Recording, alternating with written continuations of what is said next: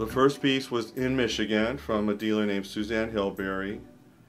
Actually, they both happened at the same time. A Lichtenstein print when I was just in high school from a dealer named Donald Morris Gallery near my house in Michigan. And then that same year, an Alex Katz cutout at a gallery named Suzanne Hilberry. Some themes have popped up subconsciously, and they are art about art. Because I'm an art historian, I'm against outsider art. I'm into art that where the artist went to school, knows about other artists, and builds upon that. And another theme is painting without paint, seduction meets repulsion, dysfunctional family, sense of humor, and I could show you some examples. This is an obvious art about art. I got it at last year's Armory, exactly 1 year ago. I bought it from Engels Gallery from Los Angeles. This is Annie Lapin. I think this is like a George Condoized Manet, Déjeuner sur l'herbe. But what Annie Lapin did, a female young LA artist, did was she took out all the men. And I just think it's hysterical. Also, art about art, while we're on art about art, this is Jody Lomberg. I'm also interested in the sensitivity to the feminine. Even though I'm a man, I'm sensitive to feminist issues. And then this is really funny. She takes modern masters. It's obviously Paul Klee. And then she makes into a triangle for woman. And then she throws a little women's work on top of it and matches it. She does some needlepoint. So I think it's hysterical. I mean, art about art, and there's another one in the other room. I got this at the Armory last year too, actually. His name is Ajit Chauhan. This is a record album cover. This artist, all he does is take sandpaper and sandpapers away. And it almost looks like a collage. Another theme in my collection is photography of invention. This is Danny Gordon. I was saying at first I only wanted to have one piece by each artist, but that didn't happen. I have multiple pieces. I now have 5 by Danny Gordon. What he does, he goes on the internet, finds images, colors, prints them out, makes them into paper sculptures, shoots them, and then destroys the paper sculpture. There's another great one in the other room, and he also has a solo booth at the Armory, Danny Gordon. Then there's just down and dirty painting. Well, this is a painting on paper. It's Nina Bovasso. To me, this has this Guston palette, but it also looks like maybe a roller coaster ride or New Year's Eve party.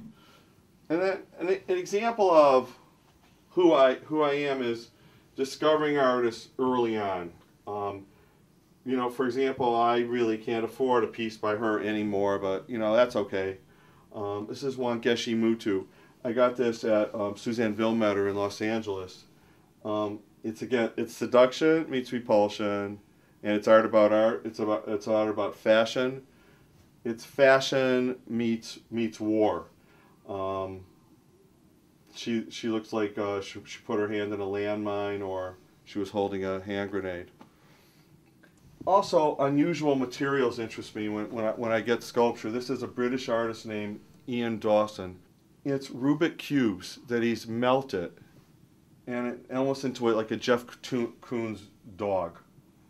And then Cindy Sherman's an artist that I discovered long ago in the early 80s. I mean, this is obviously seduction meets repulsion. Here she's a pregnant prostitute. There's also something about celebrity in my collection. I don't know if you could tell who this is. You're a little too close to be able to tell. If you stand back, it looks like it's Elizabeth Taylor from the 60s. It's Catherine Bernhardt. And what she does, she looks in fashion magazines and makes these expressionistic paintings. And they're usually quite big. It's a challenge for me to find a small masterpiece. Like Thomas Scheibitz. I think that covers all the bases. He usually works quite large. It's figure, an architect, and his interesting palette. And I think I successfully found a great small Thomas Scheibitz. I think it'd be obvious that it's by him. I'm not a print snob.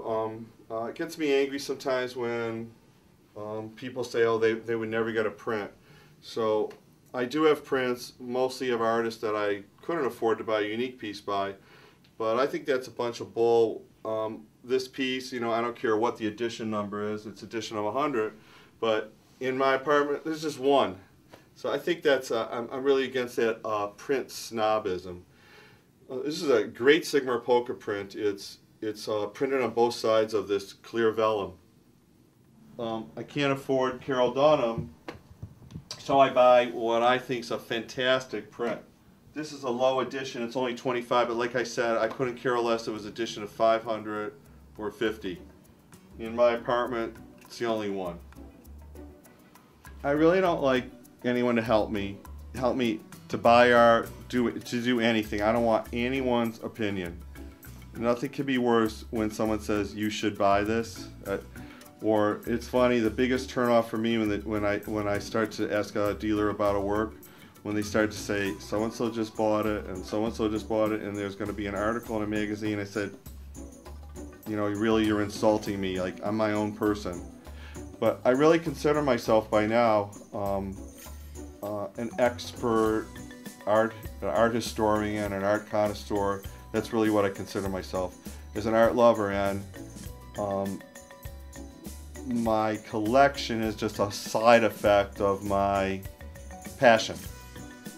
I take all my vacations according to when the art fairs are. I mean, I live in New York, but I took a vacation this week so I could go to the art fairs. And I always try to not buy anything, but I'm an addict.